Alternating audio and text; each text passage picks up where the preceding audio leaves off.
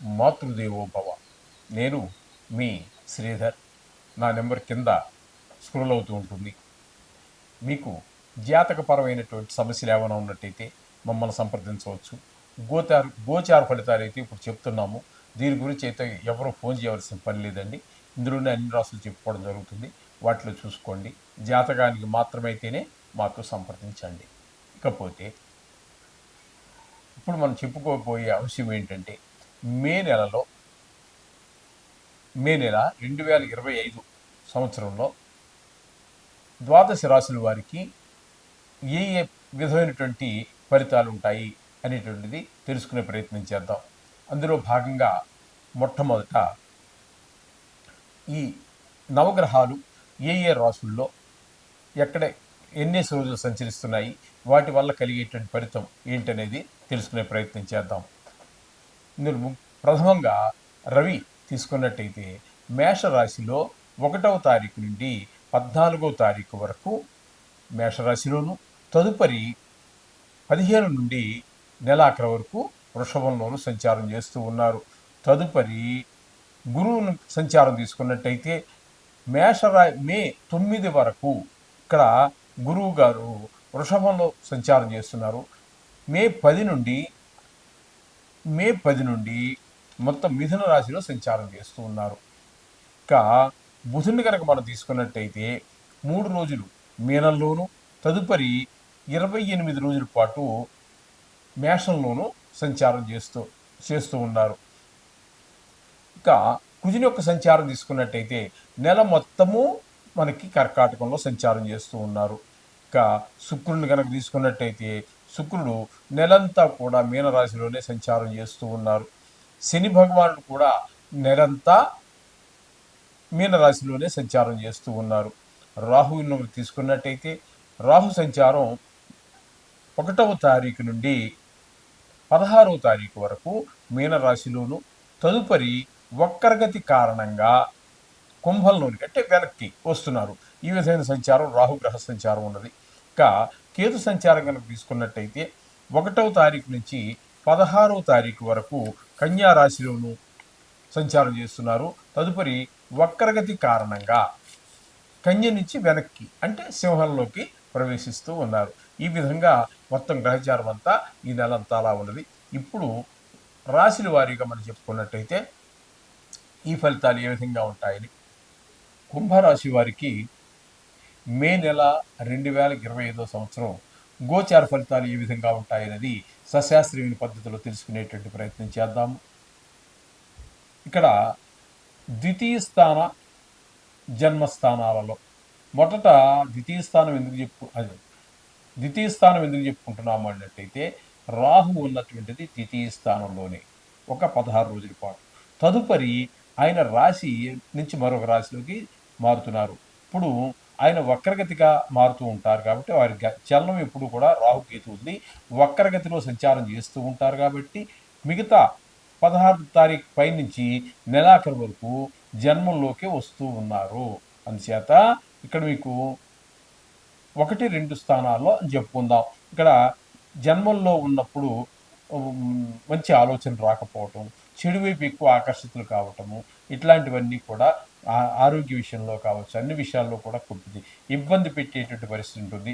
ద్వితీయ స్థానంలో ఉన్నప్పుడు ధనానికి ఆదాయం తగ్గటము, అలాగే డబ్బులకి ఇబ్బంది పడటం లాంటి పరిస్థితులన్నీ కూడా, ఇంట్లో పరిస్థితులు, అలాగే మాటలో కఠినత్వం పెరగటం లాంటివన్నీ కూడా, అక్కర్లేని మాటలు ఎక్కువ మాట్లాడటం, ఇవన్నీ జరుగుతూ ఉంటాయి. ఈ విధమైన ఫలితాలు వ్యయ జన్మస్థానాలలో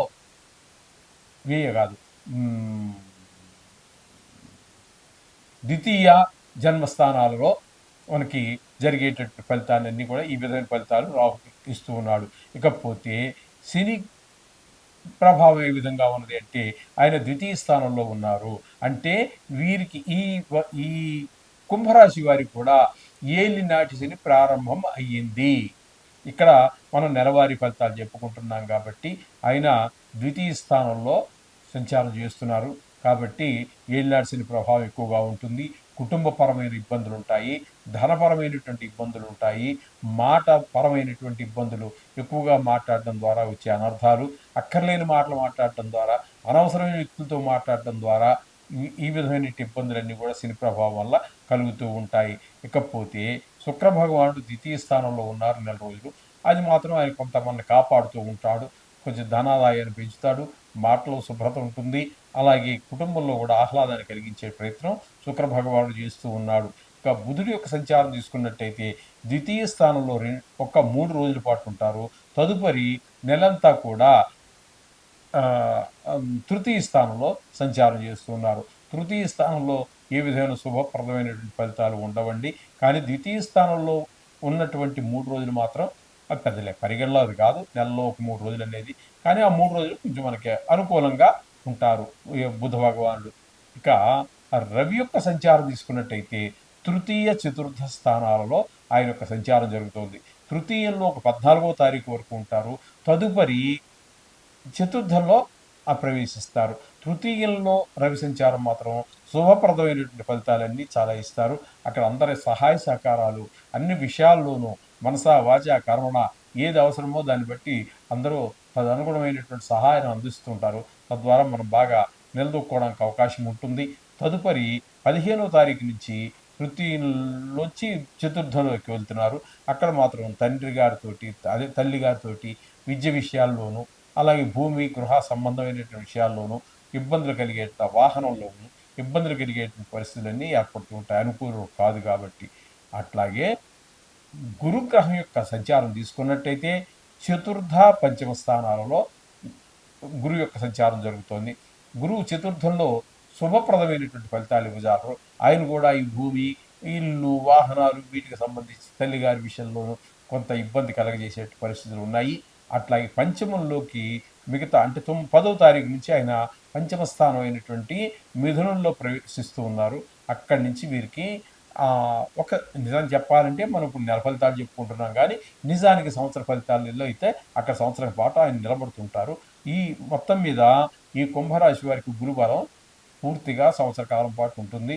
అక్కడ ఏ విషయాల్లోనూ అన్నట్టయితే పిల్లల విషయంలోనూ ధన విషయంలోనూ అలాగే బుద్ధి బలం విషయంలోనూ అలాగే ముఖ్యంగా మంచి స్నేహాలు కలగటం ఇట్లాంటివన్నీ కూడా విషయాల్లో ముఖ్యంగా పిల్లల విషయంలో మంచి చదువులు చదవటము గాయాలు అవి తగిలించుకోకపోవటం చెడు స్నేహాలు చేయకపోవటము ఇటువంటి విషయాల్లో గురుబలం వల్ల పిల్లలు చాలా అభివృద్ధిలోకి వచ్చే అవకాశం ఉంటుంది. ఈ విధమైన ఫలితాలన్నీ గురువు ఏర్పాటు చేస్తున్నారు. ఇకపోతే షష్టమ స్థానంలో కుజుని యొక్క సంచారం జరుగుతోంది. కుజుని యొక్క సంచారం షష్టమ స్థానంలో చాలా అనుకూలమైనటువంటి ఫలితాలు ఇస్తుంది. ఆరోగ్యం బాగుంటుంది. రుణాలు చేయవలసిన అవసరం రాదు. ఉన్న రుణాలు కూడా తీర్చేస్తారు. ఒకవేళ చేయాల్సి వచ్చినా కూడా మంచి పనికి చేస్తారు. దానివల్ల కూడా మీ అభివృద్ధినే ఏర్పడుతూ ఉంటుంది. ఆ రుణం వల్ల కూడా ఈ విధమైనటువంటి మంచి మంచి ఫలితాలన్నీ కూడా కుజుడు 6వ స్థానం నుంచి ఈ కుంభరాశి వారికి కలగజేస్తూ ఉన్నారు. ఇక కేతు గ్రహం యొక్క సంచారం తీసుకున్నట్టయితే 8, 7 స్థానాలలో సంచారం జరుగుతోందండి. 2 స్థానాలలోనూ కూడా 8వ స్థానంలో ఉన్నప్పుడు ఒక రకమైనటువంటి ఆయుర్దాయము పెద్ద విషయాల్లోనూ అలాగే శిక్షలు పడటంలోనూ పెద్ద కష్టాలు కలగటంలోనూ కలహాలు కలగటంలోనూ ఆ పరాభవాలు పొందటంలోనూ అష్టమ స్థానంలో అయితే సప్తమ స్థానంలో భార్యాభర్తల మధ్యన అనుకూలత కుటుంబంలో ప్రతికూలత భార్యాభర్తల మధ్యన ప్రతికూలత అలాగే జాయింట్ వ్యాపారం చేస్తున్న వారి మధ్యన కూడా ప్రతికూలమైనటువంటి ప్రభావాలు చూపిస్తూ ఉంటాయి.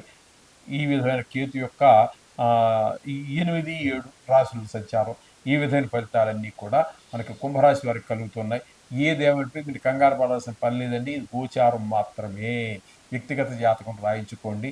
దాన్ని బట్టి మనం ఇది అది అనుసంధానం చేసి చూస్తే మనకి నిజమైనటువంటి అసలైనటువంటి ఈ ఫలితాలన్నీ వస్తుంటాయి. ఇక్కడ వీరికి ఏళ్ళనాటి శని ప్రారంభమైంది కాబట్టి వారికి 10వ తారీఖున వచ్చేటటువంటి శని త్రయోదశి రోజున తైలాభిషేకం చేయటం కానీ తిలలు దానం ఇవ్వటం కానీ చేయండి. అలాగే 22న వచ్చేటటువంటి హనుమత్ జయంతి కూడా హనుమంతుడు కూడా శని యొక్క ప్రభావం నుంచి మనం తప్పించడానికి సమర్థుడు అని చెప్పేసి పురాణాలు చెప్తున్నాయి. పెద్దలు కూడా చాలామంది చెప్తున్నారు. కాబట్టి ఆ రోజున కూడా ఆ ఆంజనేయుని దర్శనం చేసుకుని తీర్థప్రసాదాలు స్వీకరించండి. అంతా మంచి జరుగుతుంది. శుభం. శని యొక్క సంచారం వ్యయస్థానంలో కూడా మొత్తం నెలంతా కూడా చాలా శుభప్రదమైనటువంటి ఫలితాలను మనకి శుక్ర భగవానుడు అందిస్తూ ఉంటాడు. ఎందుకనంటే వ్యయస్థానంలో మనకి అనుకూలించేటటువంటి గ్రహం గోచార రీత్యా ఒక్క ఏకైక గ్రహం అది మనకి ఈ శుక్ర భగవానుడే. కాబట్టి ఇక్కడ వ్యయ స్థానంలో ఉన్న కారణంగా మంచి అంటే వివాహితులైనట్టయితే శయ్యా సుఖం బాగుంటుంది. అలాగే లలిత కళల్లో వాటిలో ప్రవీణ్యం ఉన్నటువంటి వారికి వాటిలో మంచి గుర్తింపు వస్తుంది. అంటే పాటలు కావచ్చు, పాడడం కావచ్చు, రాయటం కావచ్చు, లేదా ఆహ్, హ్మ్, ఇంకా చెప్పాలంటే నటన, సినిమా రంగంలోని వారికి, అలాగే టీవీ రంగంలో వారికి, సోషల్ మీడియాలో ఉన్నటువంటి వారికి కూడా చాలా అనుకూలమైనటువంటి ఫలితాలన్నీ వస్తూ ఉంటాయి ఈ శుక్ర భగవానుడి వల్ల. ఈ విధమైనటువంటి ఫలితాలన్నీ కూడా నెలంతా కూడా శుక్ర భగవాన్ కలుగజేస్తూ ఉన్నాడు. ఇకపోతే శని భగవాన్ యొక్క సంచారం కనుక మనం తీసుకున్నట్టయితే మొత్తము 2.5 సంవత్సరాలు ఇక్కడే ఉంటారు.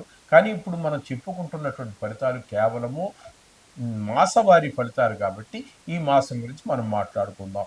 అయితే ఇక్కడ వ్యయ స్థానంలో శని భగవాన్ యొక్క ప్రభావం వల్ల ఏలినాటి శనిగా పరిగణించవలసి ఉంటుంది మేషరాశి వారికి కూడా.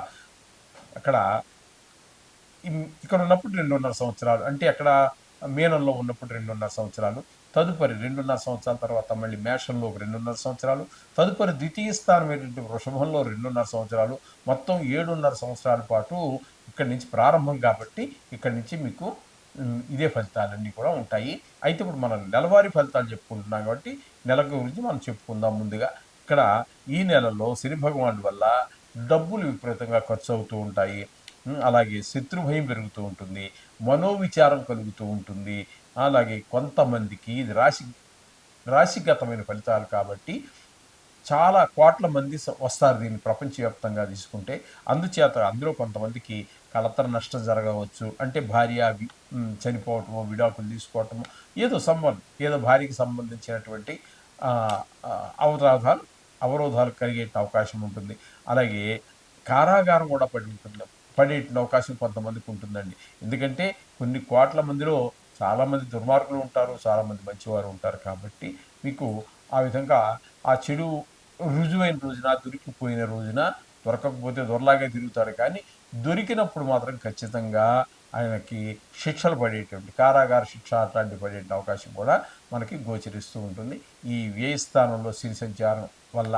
ఇకపోతే బుధుడు యొక్క సంచారం తీసుకున్నట్టయితే ఒక్క 3 రోజులు మాత్రం వ్యయ స్థానంలో ఉంటారు. ఆ 3 రోజులు ఇబ్బంది కలుగుతారు. కానీ తదుపరి అంటే జన్మంలోకే, అంటే మేషరాశిలోనే ప్రవేశిస్తూ ఉన్నారు మిగతా రోజులన్నీ కూడా. 3 రోజులు పోతే 28 రోజులు. అయితే ఇక్కడ కూడా ఆ 3 రోజులు అనుకూలం లేదు మీకు ఏ స్థానంలో. అలాగే జన్మంలో కూడా బుధ భగవానుడు అనుకూలమైన ఫలితములను ఇవ్వజాలడు. వ్యాపార రీత్యా కొంచెం వెనకబడిపోవటము, ధనాదాయం తగ్గటము, కొంచెం చికాకుగా ఉండటము. ఎందుకంటే వ్యాపారం సరిగ్గా జరగనప్పుడు, అంటే వృత్తి సరిగా చేయలేనప్పుడు, అంటే ఒకవేళ ఉద్యోగస్తులనే ఉన్నామండి, మనం చేసిన పని నచ్చక బాస్ ఏదో అనవచ్చు, మనసంతా చికాకుగా కలిగేట అవకాశం ఉంటుంది. ఈ విధమైనటువంటి ఫలితాలన్నీ కూడా మనసు సరిగా పని చేయకపోవటం లాంటి, బుద్ధి సరిగా పని చేయకపోవడం లాంటి ఫలితాలన్నీ కూడా మనకి జన్మంలో బుధుని యొక్క సంచారం వల్ల కలుగుతూ ఉంటుంది. ఈ విధమైనటువంటి ఫలితాలన్నీ కూడా మేషరాశి వారికి కలుగుతున్నాయి. అంచేత కొన్ని గ్రహాల అనుకూలత, కొన్ని గ్రహాల యొక్క ప్రతికూలత ఖచ్చితంగా ఉంటుంది. మానవులకే కాదండి, ఒక భగవంతుడే మానవ రూపం దాల్చినా సరే ఇదే ఫలితాలు అనుభవించి మానవుడుగా పుట్టాడు కాబట్టి మానవుడు పడే బాధలన్నీ పడవలసే ఉంటుంది. అంచేత కొన్ని గ్రహాలు ప్రతికూలత ఉన్నదని మీరేం కంగారు పడక్కర్లేదండి. కొన్ని గ్రహాలు అనుకూలత బాగుందని ఏవి ఎగిరి గంతు వేయాల్సిన పని లేదు. ఇది కేవలము గోచార ఫలితాలు మాత్రమే. ఎక్కువగా మన జీవితము ఆధారపడి నడిచేది జన్మ జాతకం మీద ఆధారపడి ఉంటుంది. దానికి ఆ జన్మ జాతకానికి దీని అనుసంధానం చేసి చూసుకున్నట్టయితే మనకి ఏ విధమైన రిజల్ట్ వస్తుందనేది దాని మీద ఆధారపడి ఉంటుంది. మన జీవితం దానికి దగ్గరగా జరుగుతూ ఉంటుంది. అందుచేత ఏదేమైనప్పటికీ మీరు రోజు నవగ్రహాలకు సంబంధించినటువంటి పూజా పునస్కారాలు చేసుకోండి, చదువుకోండి, 2-3 నిమిషాలు ఖర్చు పెట్టండి. అలాగే ఈ నెలలో విశేషంగా మనకు కొన్ని పండగలున్నాయండి.